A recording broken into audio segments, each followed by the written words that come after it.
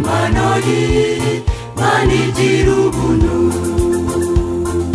Simbaraga zacu zabasha kudukiza, sin'ubushake bw'umuntu uwo ari we wese, sin'ubwenge bwacu bwatumye dutoranywa, ahubwo byavuye ku rukundo rw'Imana. Simbaraga zacu zabasha kudukiza, sin'ubushake bw'umuntu uwo ari we wese, sin'ubwenge bwacu bwatumye dutoranywa, ahubwo byavuye ku rukundo rw'Imana.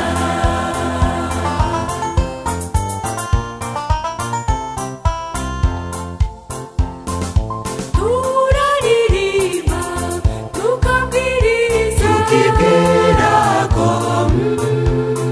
ari ibyo twirata imirimo yacu myiza, nyamara ibyo ntibizabasha kudukiza.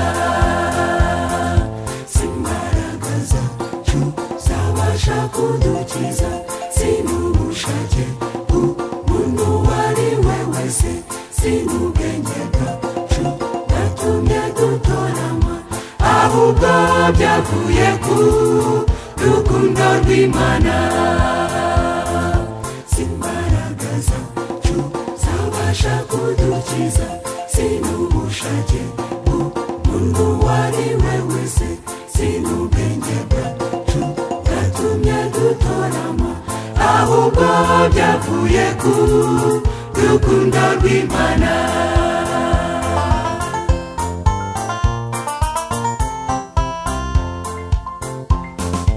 Korera Imana ugihumeka, kandi ugire kwizera. Imirimo idafite kwizera ntacyo yakumarira imbere y'Imana.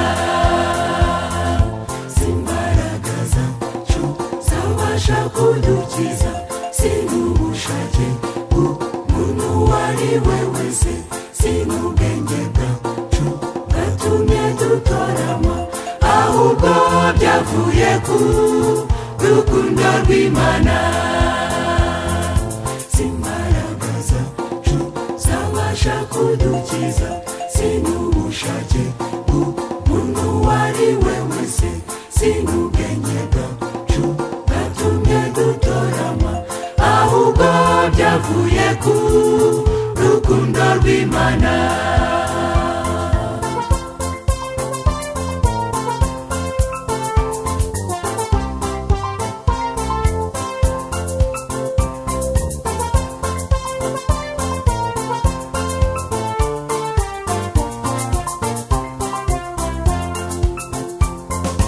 Mwana w'umuntu uneze amatwi, gira umwete